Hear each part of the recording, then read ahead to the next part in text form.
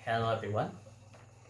Good morning, good afternoon, good evening, and good night, depending on where you are.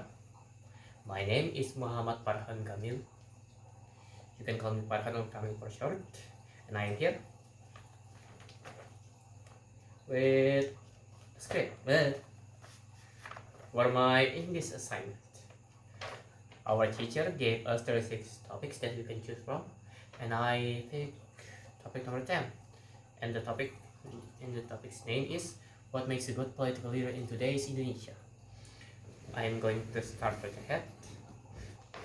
Hopefully I don't my tongue isn't tied during process.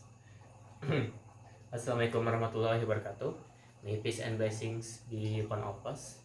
Ladies and gentlemen, before we start, let us thank God Almighty for blessing us with a healthy body to let us attend and hear this speech today. The topic that we are going to be discussing today is what makes a good political leader in today's Indonesia. In my opinion, after examining the people that has been deemed as a good example for a political leader, I have concluded that a good political leader is someone who has a strong political will to enforce the rules of the nation and make changes to them if necessary. Someone who has a sharp mind to analyze and solve the many problems our nation is currently going through. Someone who is willing to admit and be held accountable if they have made a mistake, committed something wrong, and if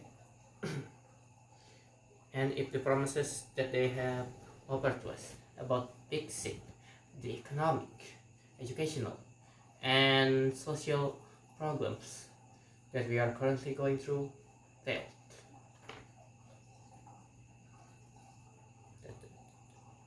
Someone who is willing to take critics from the people and not ignore them regardless of their background.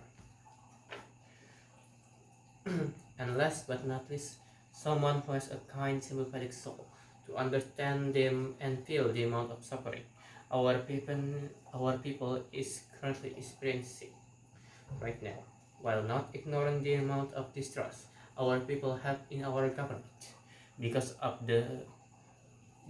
our politicians, the people who have abused their personal connections in the government, the corrupt people who are seated in a high position of power, cause they acted like this because of the lack of consequences that affect them quickly and directly, and the many legal loopholes or even private connections that they have and they can exploit without the government noticing and without the government can even interfere with. For that reason, they don't feel any fear, guilt, nor shame for what they have done. That's the current mindset that most people who in power that reside in our country have. They won't fix any of the problems that ruining our nation, nor will they even try to. Instead, they try to worsen it if they can benefit from it, even if, if even if it's just a small percentage.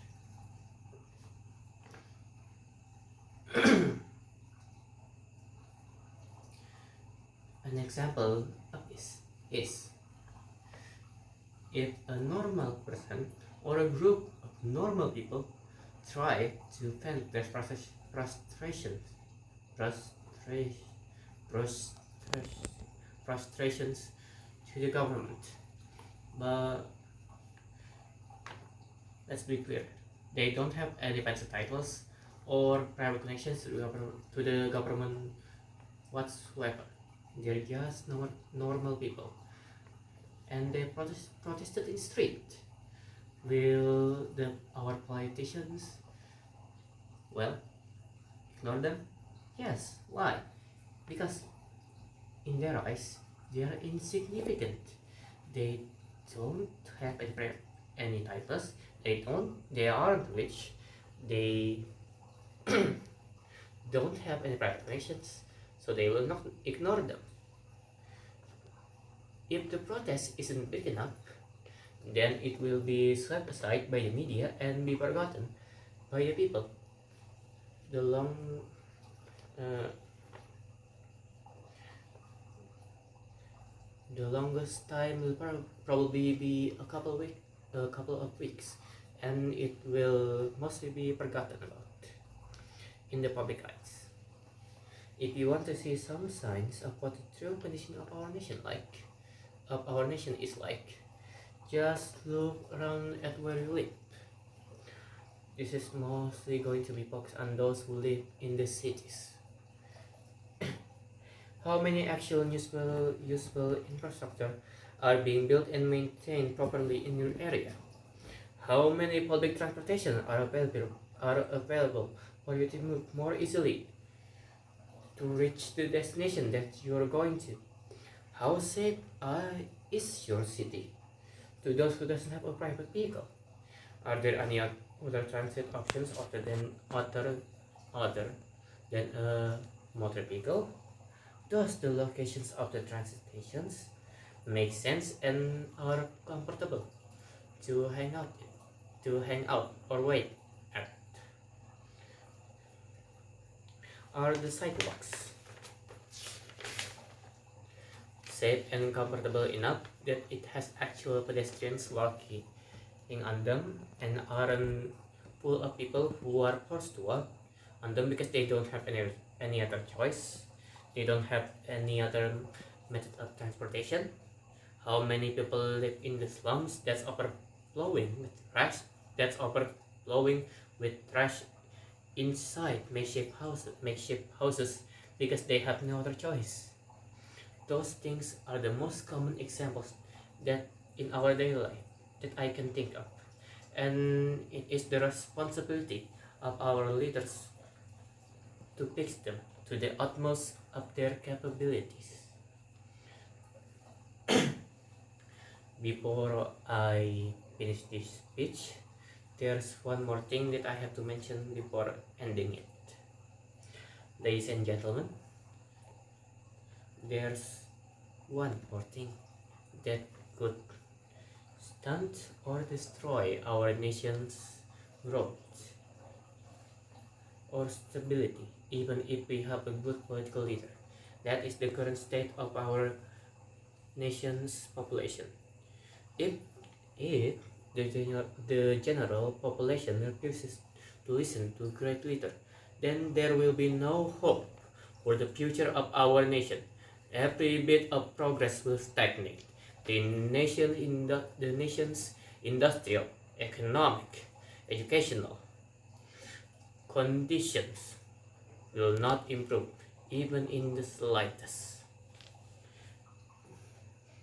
People of Indonesia, please don't be fooled by a presidential, mayoral, and parliamentary candidates' charisma during election time, without properly researching their background and how they act off camera.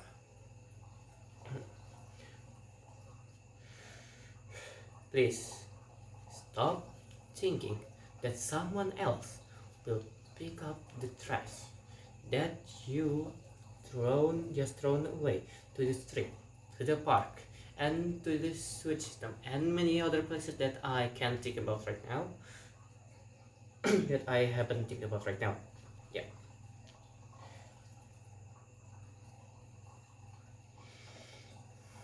Don't use excuses like, oh, that's someone else's problem, or why should I care? That's their responsibility. People that have that kind of mindset embedded in them is what causing our nation's growth potential to stagnate and eventually degrade over time. Before it can rise and then probably stagnate, and if we don't fix it soon, it will fall to the bottom.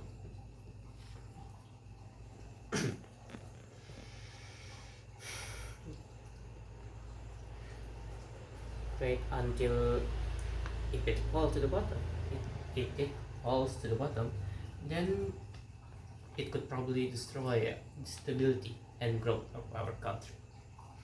To the people who are able to listen to this speech, do you want our country to stay like this, or are you willing to actually understand this speech properly and change yourself into a better person? If so, then let us build a better future for our nation and the future generations that will be living in it. That's all that I have to say. Thank you for listening to my speech. Wassalamualaikum warahmatullahi wabarakatuh.